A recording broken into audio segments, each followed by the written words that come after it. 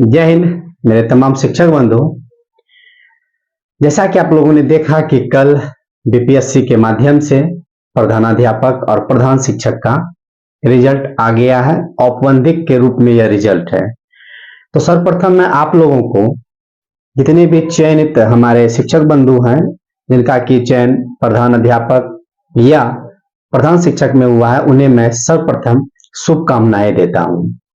साथ ही मैं अब आप लोगों को बताना चाहूंगा कि जैसे ही आपका चयन प्रक्रिया पूरा हो जाता है तो आगे आपको और क्या क्या करना है, पूरी बातें मैं आपको बताऊंगा और मुझे आशा है कि यह जानकारी आप लोगों के लिए काफी फायदेमंद होगी। तो बहुत सारा कंफ्यूजन मैं यहीं पे आप लोगों को दूर कर दूंगा। तो मैं आप लोगों से रिक्वेस्ट करूंगा कि अगर आप हमारे इस चैनल का परिवार नहीं बने हैं तो प्रथम चैनल का परिवार बन जाइए, वीडियो को लाइक कीजिए, शेयर कीजिए, ताकि अधिक से अधिक व्यक्तियों के बीच यह जानकारी जाए और जो उनके मन में डाउट है वह डाउट क्लियर हो जाए। मैं जो भी बताऊंगा वह विभाग के पत्र के आलोक में ही बताता हूं। अनर्गल बातें मुझे कहने में अच्छा नहीं लगता है, इससे लोगों का विश्वास घटता है। तो जैसे ही आप मेरे पूरे वीडियो को देखिएगा तो आपको समझ में आ जाएगा कि यह जानकारी आप लोगों के लिए कितने फायदेमंद की है। तो मैं अपनी बातों को स्टार्ट करता हूं। जैसा कि आप लोग देख रहे हैं कि ये जो आज का मेरा जानकारी है वह प्रधान अध्यापक और प्रधान शिक्षक में जिनका चयन हो गया है उनसे यह संबंधित है। हम लोगों ने कल जो रिजल्ट बीपीएससी के साइट पे देखा तो उसमें हमने देखा कि प्रधान अध्यापक के लिए कुल मिला के 5,971 पद और प्रधान शिक्षक के लिए 36,947 पदों के लिए चयन सूची जारी कर दी गई है। अब चयन सूची जारी होने के बाद तो अनेकों प्रकार के प्रश्न आपके मन में आ रहे होंगे, तो मैं देखिए एक एक बात आप लोगों को बता रहा हूं। आपका जो चयन हुआ, चयन होने के बाद आयोग अपनी सारी सूची आपके शिक्षा विभाग को दे देगी, जो कि मैंने यहां पे लिखा है कि आयोग चयनित अभ्यर्थियों की सूची आपके शिक्षा विभाग को देगी।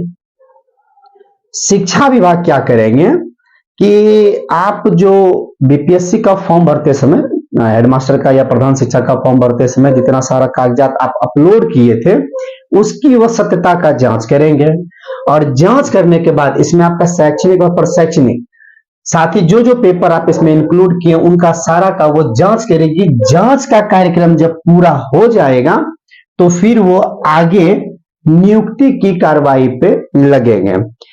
आगे अगर हम बढ़ते हैं तो देखते हैं कि जो भी हमारे शिक्षक बंधु का चयन हुआ है उन लोगों का जो पदस्थापन होगा यह बहुत मायने रखता है आप लोगों के लिए, क्योंकि सबको पदस्थापन बढ़िया मिलना चाहिए। तो मैं बता देता हूं उन लोगों को कि पदस्थापन की जो प्रक्रिया होगी वह मेरिट कम चॉइस के आधार पर होगी। आपका मेरिट यहाँ पे बहुत मायने रख रहा है चयनित अभ्यर्थियों के लिए। फॉर्म भरते समय आपको विभाग ने एक पत्र जारी की थी और उस पत्र के आलोक में उन्होंने कहा था कि अभी सारे अभ्यर्थी फॉर्म अपने प्रधान अध्यापक के द्वारा अनुभव प्रमाण पत्र के ही माध्यम से फॉर्म भर लीजिए, लेकिन जैसे ही आपका चयन हो जाएगा तो उस अनुभव प्रमाण पत्र को अपने जिले के जो जिला कार्यक्रम पदाधिकारी स्थापना है उनसे प्रति हस्ताक्षरित करवा लेना है, यानी काउंटर साइन करवाना है। जो भी अनुभव प्रमाण पत्र आपने फॉर्म के समय भरा उसे प्रति हस्ताक्षरित करा लेना है डीपीओ सर से। आगे की अगर हम लोग देखें तो जितना भी आपके पास शैक्षणिक और प्रशैक्षणिक प्रमाण पत्र है उसको अब अपने पास सुरक्षित रूप में रख ले, क्योंकि अब इसकी आवश्यकता होगी और आवश्यकता उन पेपरों की ही होगी जिसको कि आप बीपीएससी के साइट पे अपलोड किए थे। जो पेपर आप अपलोड किए हैं उन्हीं का डिमांड आपसे किया जाएगा। अपलोडिंग के समय आप एक मोबाइल नंबर, ईमेल आईडी भी दिए थे। तो अब जो आगे आपका पेपर का जांच होगा उस जांच में जो रजिस्टर्ड मोबाइल नंबर है वह भी आपके पास होना चाहिए और वह आधार से लिंक होना चाहिए, क्योंकि जांच के क्रम में जो ओटीपी आएगा वह रजिस्टर्ड मोबाइल नंबर पे ही आएगा। इसलिए मैंने मोबाइल नंबर को आधार से लिंक करवाने के लिए आप लोगों को कहा है।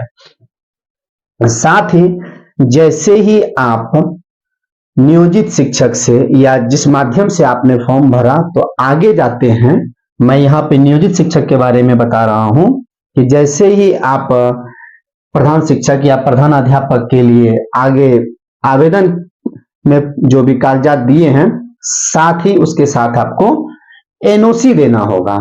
और यह एनओसी जो है आपको अपने आपके जो नियोक्ता हैं वो नियोक्ता देंगे।